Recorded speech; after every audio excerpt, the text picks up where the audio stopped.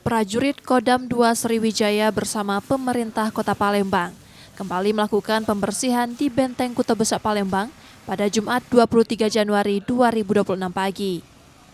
Pembersihan dilakukan pada sejumlah bastion dari tanaman liar yang tumbuh di struktur bangunan benteng yang dibangun pada 1780 yang diprakarsai Sultan Mahmud Badarudin I. Aksi ini sebagai komitmen Kodam 2 Sriwijaya untuk menjaga salah satu cagar budaya di kota ini sebagai sistem pertahanan masa lalu.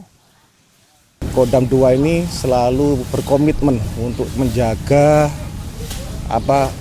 istilahnya objek cagar budaya yang memang itu warisan, dan ini adalah bukti dari sistem pertahanan di masa lalu. Kita membersihkan area-area yang sifatnya ditentukan menjadi objek cagar budaya, yaitu ada bastion, ada termasuk dinding daripada benteng itu sendiri, dari tanaman-tanaman yang memang sudah menjalar atau tumbuh di struktur bangunan, demikian.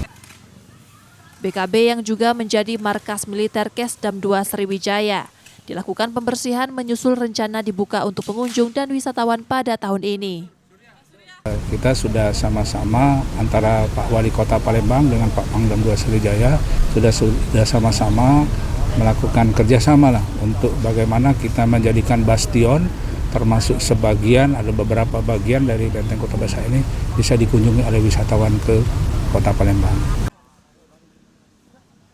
Sektor-sektor yang dibuka untuk pengunjung di benteng ini 3 bastion sebagai penggambaran dari sejarah Kota Palembang. Langkah sederhana ini diharapkan tumbuh kesadaran pentingnya melindungi nilai masa lalu. Tim Liputan Kompas TV, Palembang, Sumatera Selatan.